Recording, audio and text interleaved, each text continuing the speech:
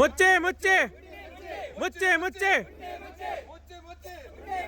ಇಂದು ಬೆಳಗ್ಗೆ ಪ್ರವಾಸಿಗರ ಬಸ್ ಸುರುಳಿದ ಚಿಕ್ಕಮಗಳೂರು ಜಿಲ್ಲೆ ಬಾಳೆಹೊನ್ನೂರು ಸಮೀಪದ ಸೀಗೋಡಿನಲ್ಲಿ ಸಾರ್ವಜನಿಕರು ರಸ್ತೆ ಹೊಂಡಕ್ಕೆ ಬಾಳೆಗಿಡ ನೆಟ್ಟು ಪ್ರತಿಭಟನೆ ನಡೆಸಿದರು. ಈ ರಸ್ತೆಯಲ್ಲಿರುವ ಗುಂಡಿಗಳಿಂದಾಗಿಯೇ ವಾಹನಗಳು ಅಪಘಾತಕ್ಕೆ ಈಡಾಗುತ್ತಿದೆ.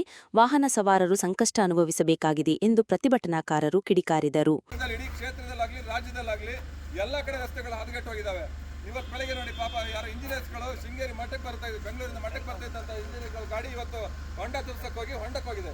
ತೋಟಕ್ಕೆ ಹೋಗಿ ಸುಮಾರು 15-20 ಜನಕ್ಕೆ ಪೆಟ್ಟಾಗಿದೆ. ಇದಕ್ಕೆ ಯಾರು ಹೊಣೆ? ನಾವು ಈಗ 3 ತಿಂಗಳಿಂದ ನಾವು ಪ್ರತಿಭಟನೆ ಮಾಡಿ ಗುಂಡಿ ಮುಚ್ಚಿ ಅಂತ ನಾವು ಸರ್ಕಾರಕ್ಕೆ ಗಮನಕ್ಕೆ ತಂದಿದ್ವಿ. ಅವತ್ತು ಗುಂಡಿ ಮುಚ್ಚಿ ಅಂದ್ರೆ ಕೆಲವರು ಆಡಳಿತ ಪಕ್ಷದ ನಾಯಕರುಗಳು ಬಿಜೆಪಿ ಬಾಯಿ ಮುಚ್ಚಿ ಅಂದಿದ್ರು. ಇವತ್ತು ಯಾರು ಗುಂಡಿ ಮುಚ್ಚಿ ಅನಾಹುತ ಯಾರು ಹೊಣೆ? ಇವತ್ತು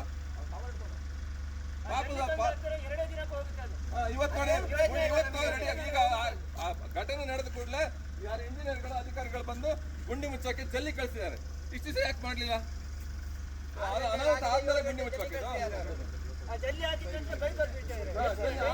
ಆಟೋದರ ಕಷ್ಟ ಕೇಳಿ, ಆಟೋದರ ಪರಿಸ್ಥಿತಿ ಏನು ಕೇಳಿ.